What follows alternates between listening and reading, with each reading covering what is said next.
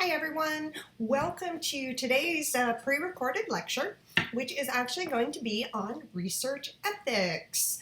One of the things that I haven't told you yet about your project is that I'm hoping some of these research projects will be submitted in the spring to the Student Research Symposium. It's a great way to begin your career as a researcher, especially if you're interested in graduate school and want to kind of get that under your belt. So we will be talking a little bit about that. One of the great things about the Student Research Symposium is that we don't actually need IRB approval to present our projects at it. And we're going to talk a lot about ethics and approvals because researchers really can't do much without getting approval, and they're very, very strict about the ethics we follow. Now, of course, that wasn't always the case, and so Chapter 3 takes you through a history of bad cases of unethical research.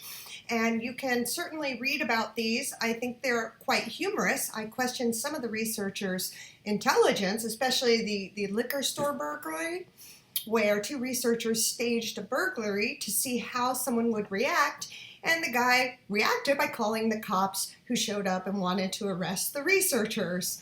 So, not so smart there, not the best way to go. You may be familiar with a few of these other studies. The Stanford prison study was a big one that ran into ethical issues. The Milgram study, where they actually weren't shocking people, but other people thought they were being shocked or they were shocking other people, and so they were deceiving people.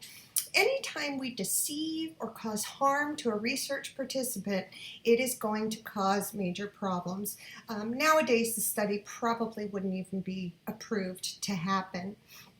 So the Professor Undercover story is great. I love that one. I actually recently read a book. It was called The Unlikely Disciple, about a journalist who went undercover as a student at Liberty University, and he received a lot of flack after he published his book because he had basically lied and manipulated people into believing he was someone other than who he was.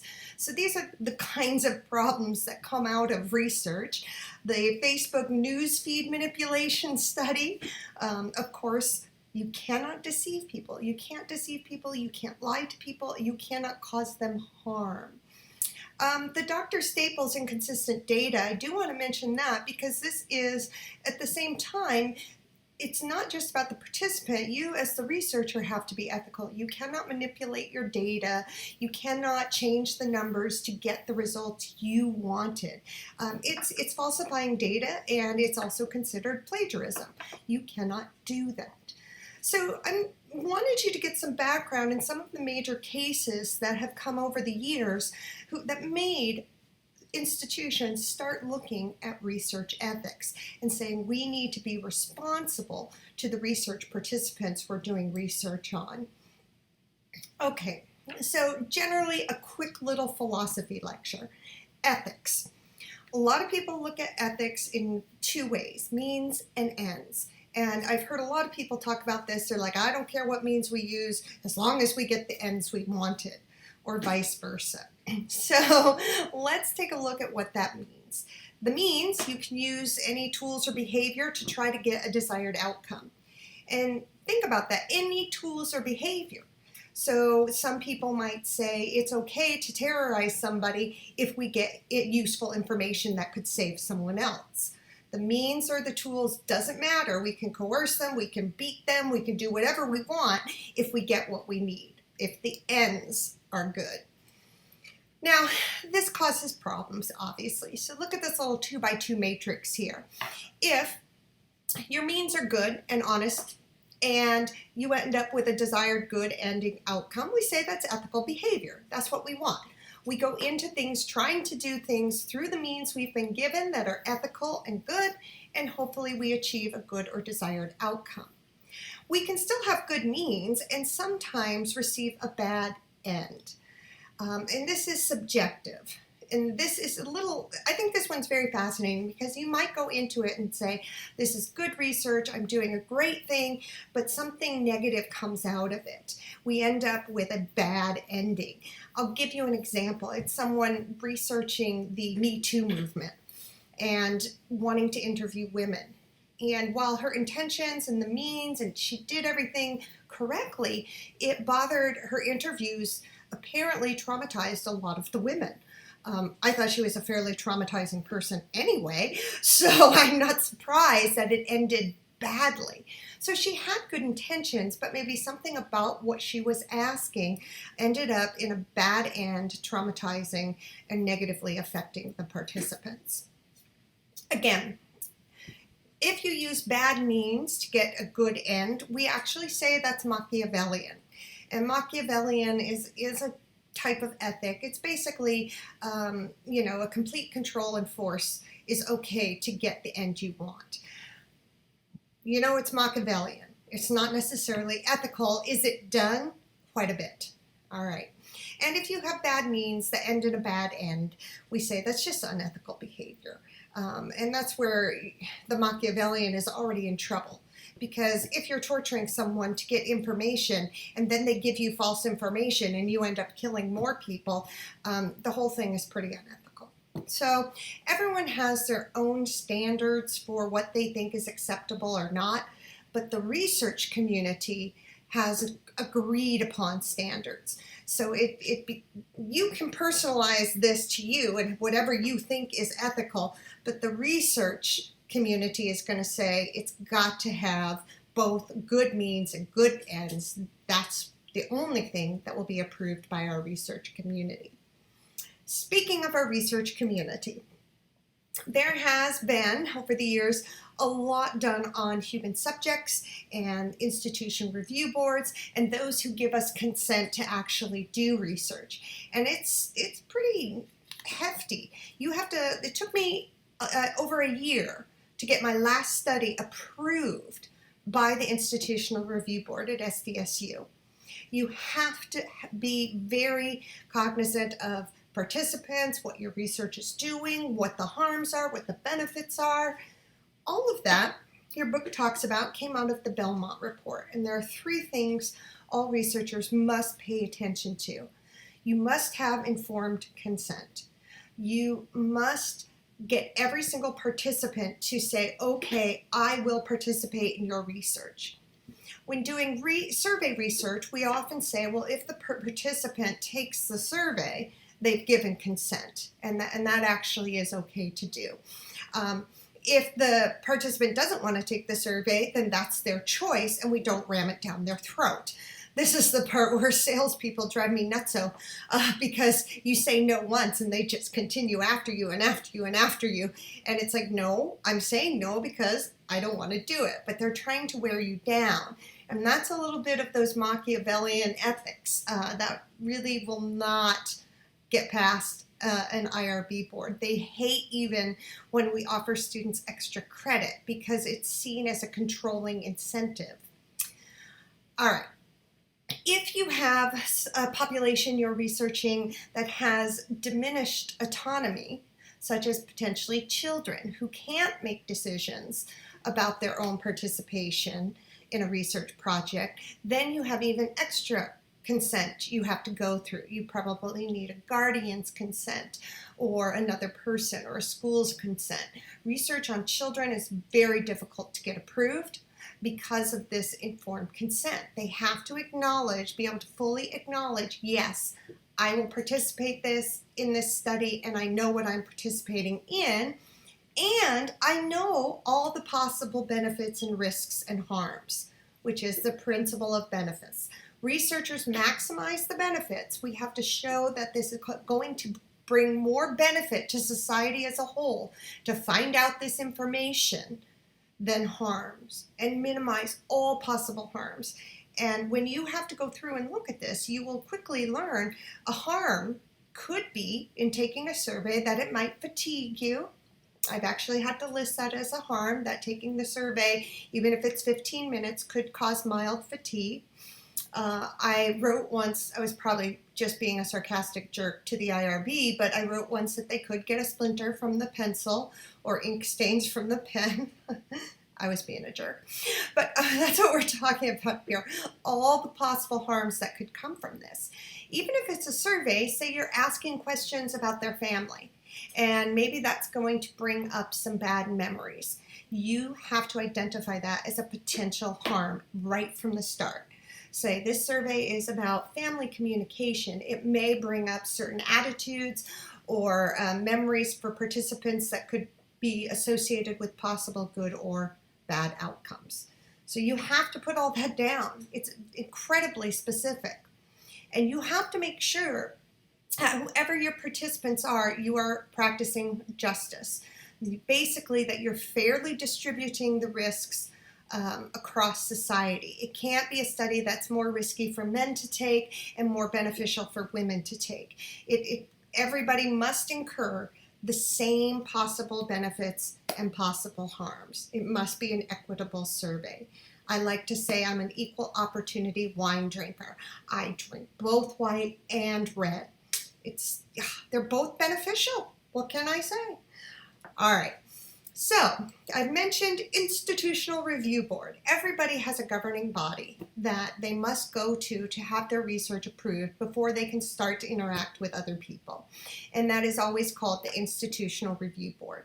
Every university has them, governments have them. We have all kinds of governmental policies on working with human subjects, etc. So I put the link up here to SDSU's own research with the subjects, and I wanted to share that with you because we do have a human subjects rules and forms and things that we should follow. These are all of the forms associated with human subjects at SDSU.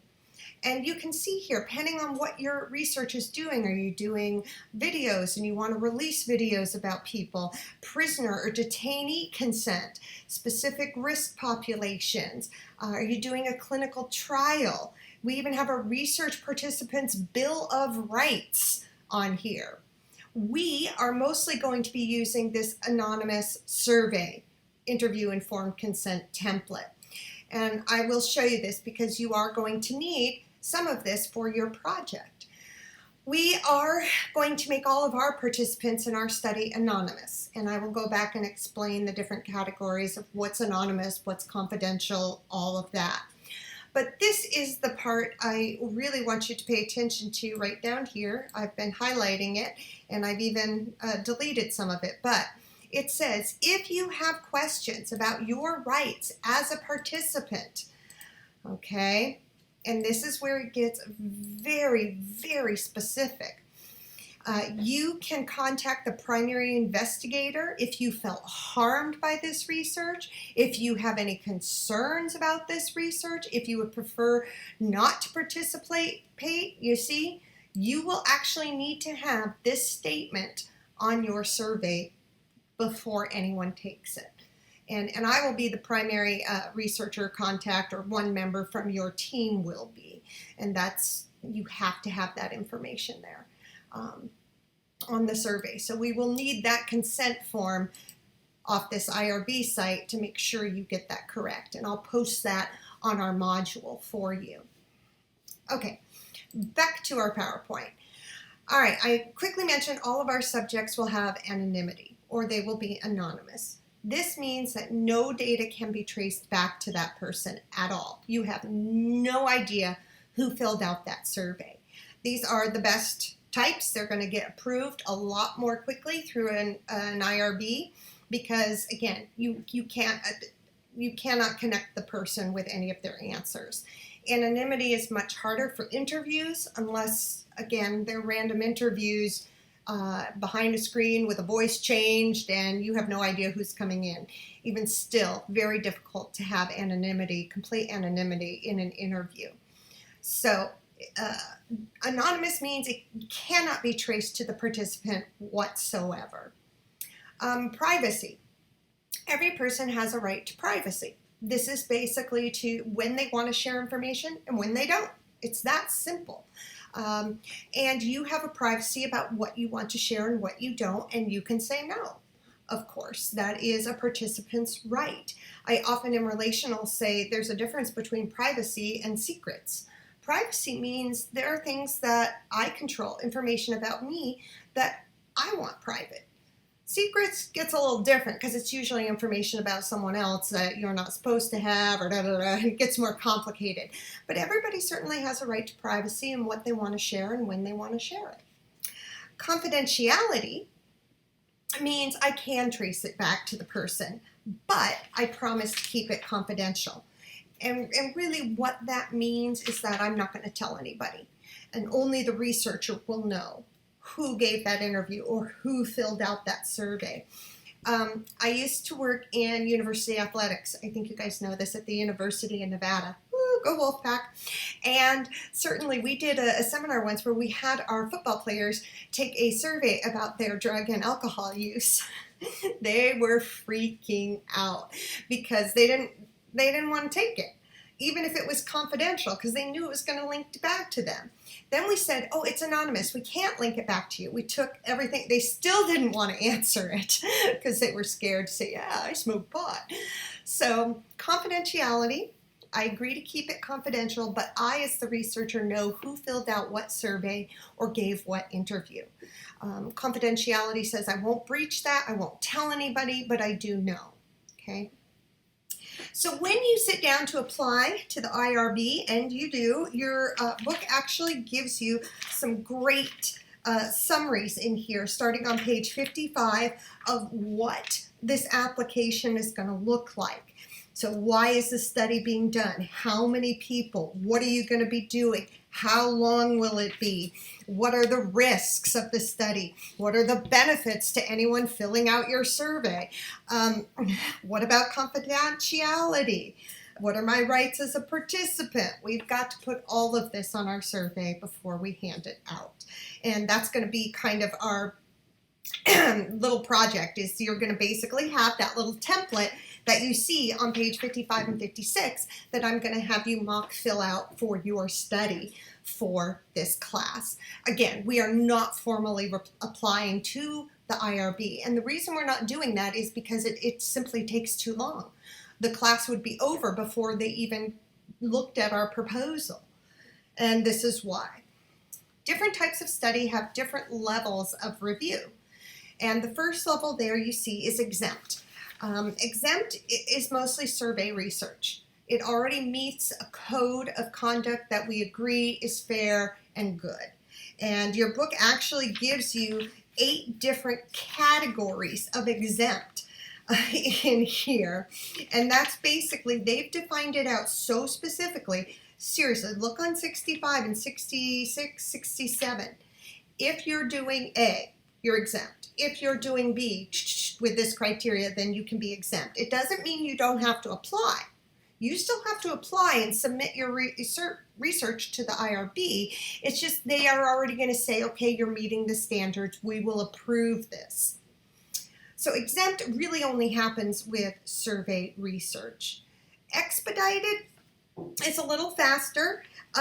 Basically, you're saying, we're not completely exempt, but we still meet some pretty good standards, and there really are no risks to our research.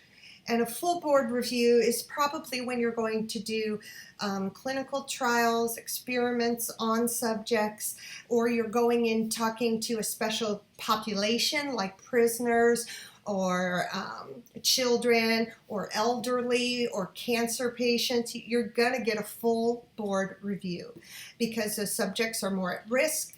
Anytime there's substantial risk or harm for an individual, I admit my master's thesis, I had risks in it where basically I was deceiving people moderately. It was nothing earth-shattering. We didn't expect, they approved it, but it had to go through a full board review before I got approval to go ahead with it, because I was essentially deceiving people, and you cannot do that. So we are typically exempt.